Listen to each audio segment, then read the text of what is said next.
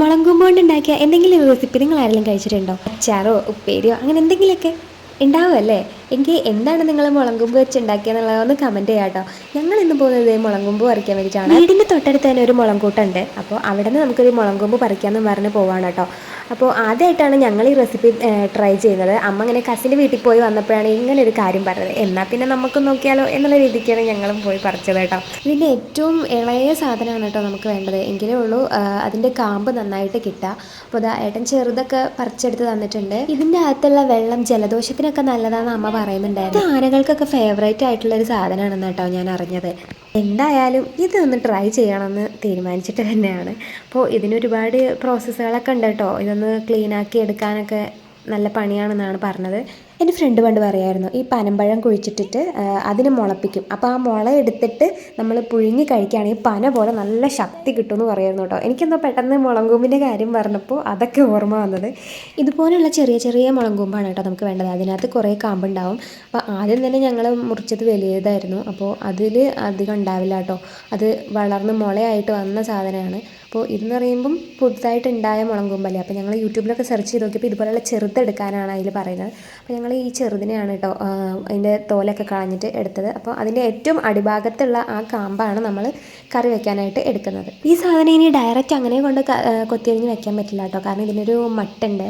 അപ്പോൾ അതിന് നമ്മൾ ആദ്യം തന്നെ 2-3 തവണ സാധാ വെള്ളത്തിൽ കഴുകി പിന്നെ ഒന്ന് തിളച്ച വെള്ളത്തിലൊക്കെ ഇട്ട് കഴുകി എടുക്കണം. എങ്കിലേ ഉള്ളൂ അത് ക്ലിയർ ആയിട്ട് കിട്ടുക. അല്ലെങ്കിൽ നമുക്ക് ഛർദി വയറുവേദന അങ്ങനെയൊക്കെ ഉള്ള പ്രശ്നങ്ങൾ വരാനുള്ള ചാൻസ് കൂടുതലാണ്. ഇത് കഷ്ണങ്ങളാക്കിയിട്ട് ഒരു ദിവസം ഫുള്ള് വെള്ളത്തിലിട്ട് അടുത്ത ദിവസം കറി വയ്ക്കാൻ പറ്റുമെന്നാണ് കേട്ടോ അമ്മ പറഞ്ഞത്. അപ്പോൾ ഞങ്ങൾക്ക് അത്രയും ദിവസം സമയമില്ല. കാരണം അടുത്ത ദിവസം ഞങ്ങൾ കോഴിക്കോട്ടേക്ക് തിരിച്ച് വരികയാണ്.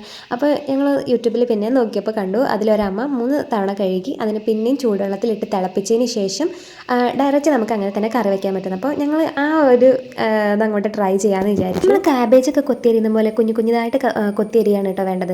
നല്ല കട്ടിയുള്ള ഭാഗമാണ് വെച്ചാൽ അത് ഒഴിവാക്കുക, അത് എടുക്കുക ചെയ്യരുത്. അത് മുളയായിട്ട് വന്ന ഭാഗമാണ്. അപ്പോൾ നല്ല സോഫ്റ്റായിട്ട് നമ്മൾ കത്തി ഇറങ്ങി പോകുന്ന അങ്ങനെയുള്ള സൈഡാണ് നമ്മൾ കറിക്ക് വേണ്ടിയിട്ട് എടുക്കേണ്ടത്. ഞാൻ വീഡിയോ ഓൺ ആക്കിയ ടൈമിൽ അമ്മയ്ക്ക് ഭയങ്കര മടിയായിരുന്നു കേട്ടോ ക്യാമറയുടെ മുന്നിൽ വരാൻ. പിന്നെ അമ്മ പറഞ്ഞു എന്നാൽ ശരി ഞാനും കൂടി ഉണ്ടെന്ന് പറഞ്ഞു.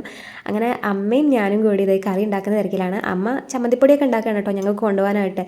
അപ്പോൾ ഞാൻ അതിൻ്റെ ഇടയിൽ ഇതൊക്കെ കൊത്തിയരിഞ്ഞ് പീസാക്കിയിട്ടുണ്ടായിരുന്നു. പിന്നെ 3-4 തവണ കഴുകി. ഞാൻ ചൂടുവെള്ളത്തിൽ തന്നെ കേട്ടോ 4 തവണയും കഴുകി എടുത്തത്. നന്നായിട്ട് തിളപ്പിച്ചു. അതിൻ്റെ ആ മട്ടൊക്കെ പോകുന്നത് നന്നായിട്ട് അറിയാൻ പറ്റും. കാരണം വെള്ളത്തിൻ്റെ കളർ തന്നെ വ്യത്യാസം ഉണ്ടായിരുന്നു. എനിക്ക് ആകെ കിട്ടിയത് ഇത്രയാണ് കേട്ടോ. അത്രയും വലിയൊരു കൂമ്പ് മുറിച്ചിട്ട്. കാരണം അതിൻ്റെ ഏറ്റവും അടിയിലുള്ള ആ കട്ടി കുറഞ്ഞ കാമ്പ് മാത്രമേ നമുക്ക് എടുക്കാൻ പറ്റുള്ളൂ. അതിന് മുകളിലേക്കുള്ളതൊന്നും നമുക്ക് കഴിക്കാൻ പറ്റില്ല. അങ്ങനെ ഒരു നേരത്തെ ഉപ്പേരിക്കുള്ളതൊക്കെ ഞങ്ങൾക്ക് കിട്ടിട്ടോ. കറക്റ്റ് കണ്ടു കഴിഞ്ഞാൽ ക്യാബേജ് തന്നെ, അല്ലാന്ന് ആരും പറയില്ല. ടേസ്റ്റും അതേപോലെ തന്നെ. ക്യാബേജ് ഉപ്പേരി വയ്ക്കുന്ന അതേ മെത്തേഡ് തന്നെ കേട്ടോ ഇതിനകത്തുള്ളത്. ക്യാബേജിന് പകരം മുളങ്കൊമ്പാണെന്ന് പറഞ്ഞു. ഇത് ഒരുപാട് തവണ ചൂടുവെള്ളത്തിലൊക്കെ കഴുകി എടുത്തതുകൊണ്ട് തന്നെ വേവിക്കാനായിട്ട് ഒരുപാട് പാടുപെടേണ്ടി വന്നില്ല. ഓൾറെഡി നല്ല വേവായിട്ടുണ്ടായിരുന്നു. മുളങ്കൊമ്പിൻ്റെ റെസിപ്പീസൊക്കെ നടുവേദനയ്ക്കൊക്കെ നല്ലതാണെന്നാണ് കേട്ടോ പറഞ്ഞത്. അപ്പോൾ ഇത് വെച്ച് അച്ചാർ ഉണ്ടാക്കുമെന്ന് ഞാനൊരു ഇൻസ്റ്റാഗ്രാം വീഡിയോയിൽ കണ്ടിട്ടുണ്ടായിരുന്നു. അപ്പോൾ അടുത്ത തവണ പോകുമ്പോൾ അതൊന്ന് ട്രൈ ചെയ്ത് നോക്കണമെന്ന് ചെറിയൊരു ആഗ്രഹം മനസ്സിലുണ്ട്. അപ്പോൾ മുളങ്കൊമ്പ് കിട്ടുന്നവരൊക്കെ ഈ ഒരു ഉപ്പേരി ഒന്ന് ട്രൈ ചെയ്ത് നോക്കുക. വളരെ ടേസ്റ്റിയാണ്. അപ്പോൾ ഓക്കെ ബൈ. അടുത്ത വീഡിയോയിൽ വീണ്ടും കാണാം.